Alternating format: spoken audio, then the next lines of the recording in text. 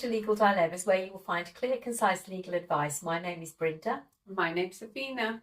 Today we are going to explain what is supervised contact.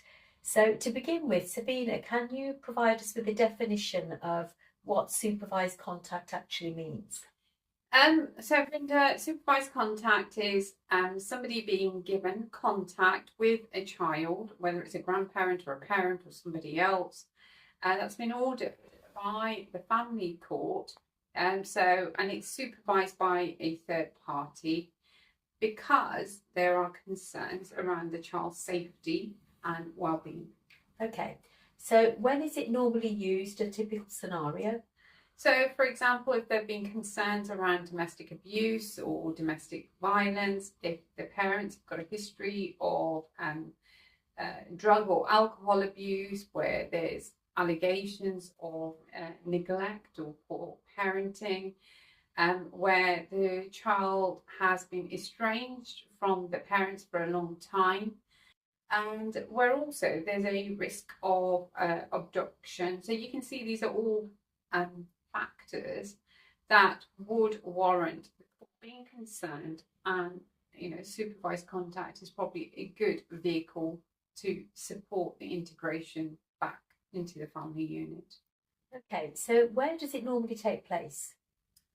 Well, it depends on what the court orders. So, a neutral third party, a family member, could do supervised contact at designated date or time and venue.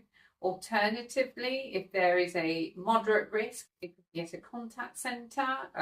Some are run by charities and some are private. Alternatively, it could be with a professional supervisor. So even if it's at a contact centre, it could just be within the contact centre unit, but it may not necessarily be formally supervised by a professional person. So in that instance, you'd need that professional person watching the contact and preparing a report for the court. Okay, so is it forever or is there a time period? Well, it's not supposed to be forever. It's supposed to be a temporary measure in order to try and build up trust and a relationship with the child. It'd be unfair for it to be forever.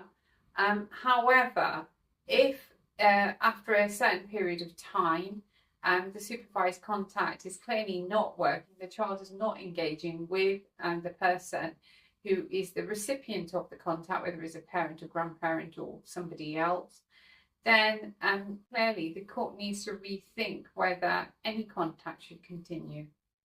Okay. So it would be ordered by the court? That's right. In any application?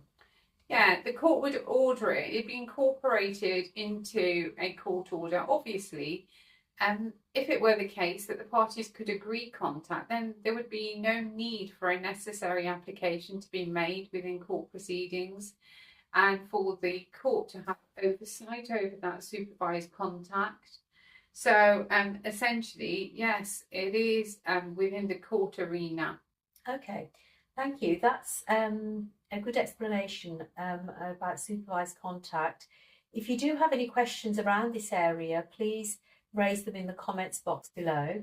And as always, please like, share and subscribe our videos and have your notifications on to view more legal content.